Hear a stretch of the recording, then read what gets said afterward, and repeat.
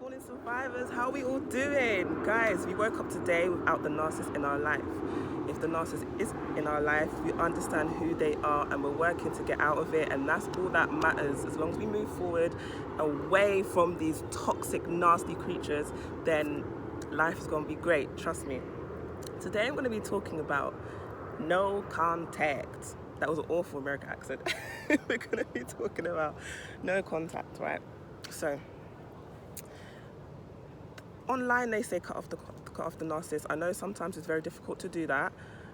So what I have done in the past with certain family members and certain friends who I'm not actually able to cut off because they're either in my circle group or they were in my circle group or they are a family member, I start to distance myself from them. So, you know, if I was to call them every day, I would just stop calling them at all. Sometimes I wouldn't actually call them or pick up if they call me. Because it's a family member, I would say hello to them at a family function, but I keep the conversation minimal. So there was one narcissist that kept trying to find out about my life, what I'm doing, and I kind of just started giving yes and no answers, like, oh, are you talking to this person? I said no.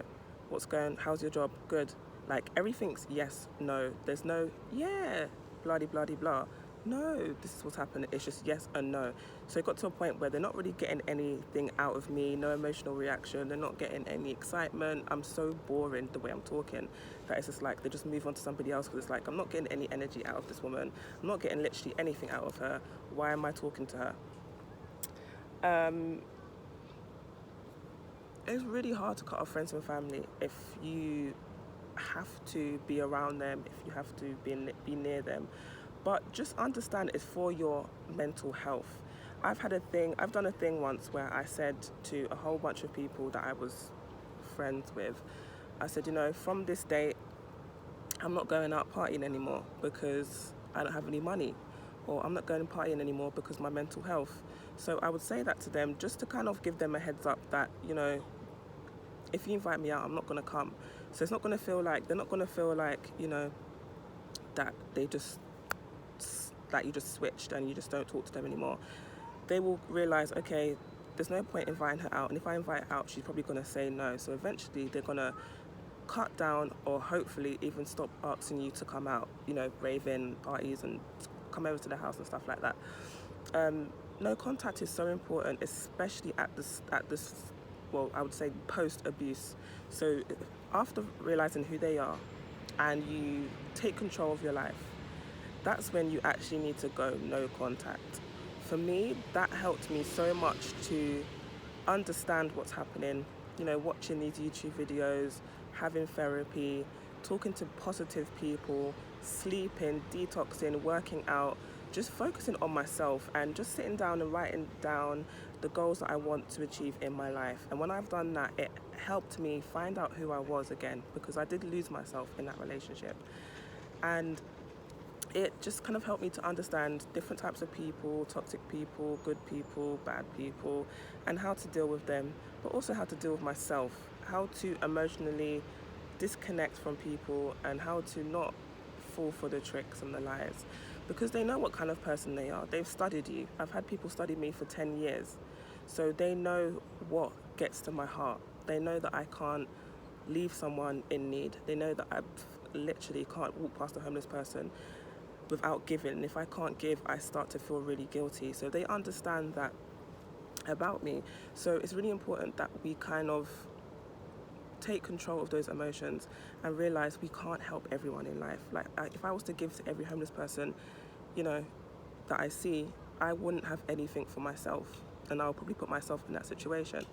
So I feel like we have to kind of take that step back and say, okay, I do want to help people. I'm still the same person. However, I need to think about myself. I need to be a bit people call it selfish, but I call it selfless. We need to be a bit selfless in regards to our finances, our mental health, our physical health, and just to protect our energy, really. So no contact is these people do no contact or silent treatment to you to hurt you and to make you feel like, what have I done? And to make you constantly think about them and think about your actions and start to doubt yourself and feel like, did I say something? And you can't keep going back to the conversation thinking, what did I say? And what happened? And this and that. And it will drive you insane. But what you should do if someone gives you that silent treatment, is see it as like a holiday. The narcissist is giving you a holiday to focus on yourself. They've given you a holiday to, kind of get yourself together. So if they're giving you silent treatment, that's great, because now they can't come back to you, because they're so stubborn that they're gonna wait for you to come to them and say, oh my God, I'm so sorry for what I've done. I don't know what I've done, but I'm so sorry. So if they give you silent treatment, don't actually go to them at all. Focus on yourself every day, even if you constantly are thinking about the narcissist, okay? When you find yourself thinking about the narcissist or anything that they've done to you or anything that their family has done to you, if you think about the way they've messed up your finances, the fact that they've taken your car, they've taken your house, we need to sit down and think about how we're going to get back everything they have taken. Because trust me, God's going to give you back everything they've taken and more, way more than you even can imagine. So it's important for us to just focus on us, focus on ourselves. If you're focusing on the bad thing, let's just say they've messed up your credit, focus on building your credit. Focus on building it back up. Pay off your debts, get a job or two, get a hustle, and start sorting out your life. If you keep sitting down thinking about how they messed up your credit, you're going to go insane. And then that leads me to, you're going to want to get revenge on the narcissist. You're going to have these deep thoughts about stuff you want to do to the narcissist. And then that takes you out of your character. And now you start thinking about negative stuff to do to the narcissist. And that's not you. You don't plot, you don't scheme. You help people, you love people. So that's the kind of toxic thing that they've done this to you, to destroy everything about you. They want you to be like them, jealous, full of hatred, full of bitterness. That's not you. That is not you. So when you start to feel those feelings, you pray to God and you start focusing on how to regain everything back in your life. This is why no toxicness in your life as well. No contact is so important in your life. I can't stress that. There's going to be a point, especially if you're co-parenting with the narcissist, that you have to talk to them, you have to communicate, you have to drop off the kids. Maybe you're going through the court system with them and you have to start going back. But take some time out to focus on yourself, especially if you're fighting a court case, or you're dealing with the flying monkeys, or you're dealing with your family and your family, believe the narcissist, or whatever your situation is. Take some time out for self-care. Have that hot bath, book that holiday if you can. If you can't book a holiday, find more affordable things to do.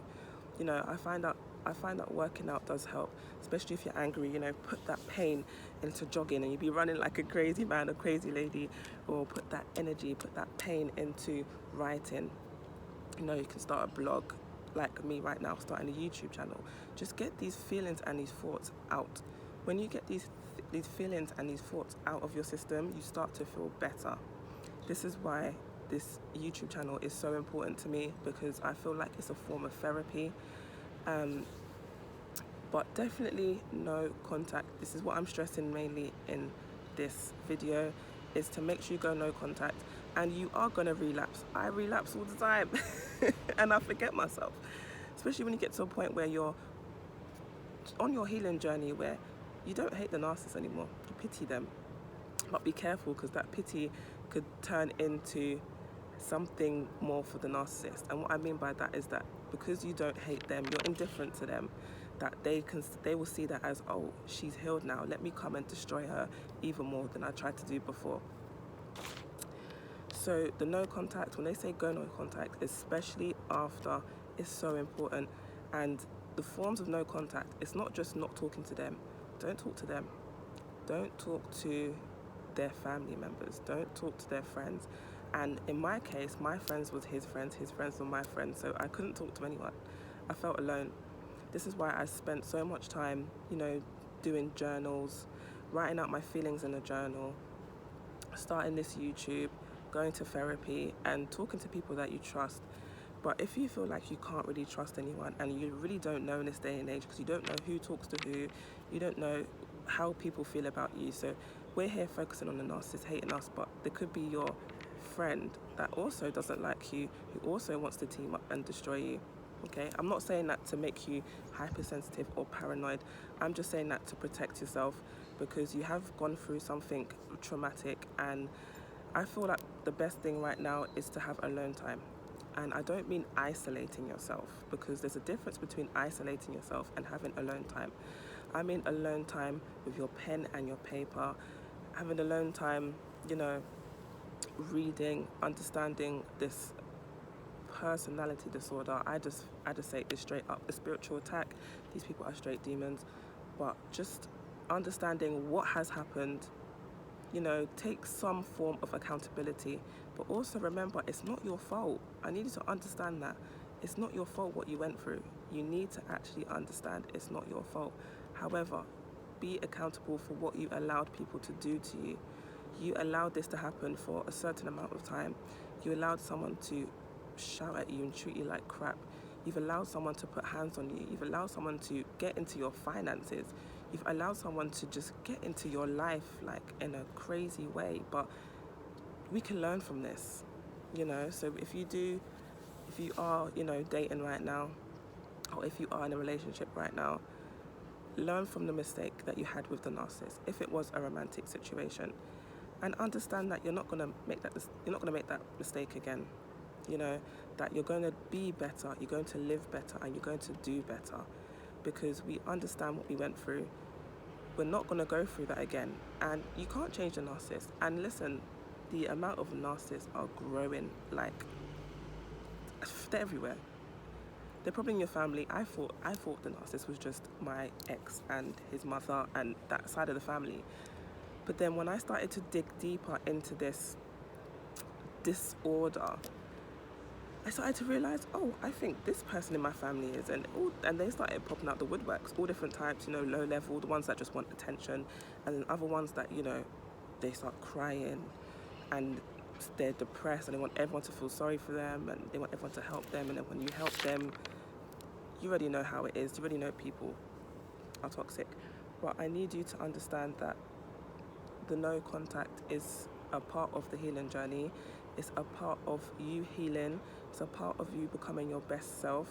And it's not punishment on them, okay? So don't feel guilty if you're doing it. It's to help you, okay?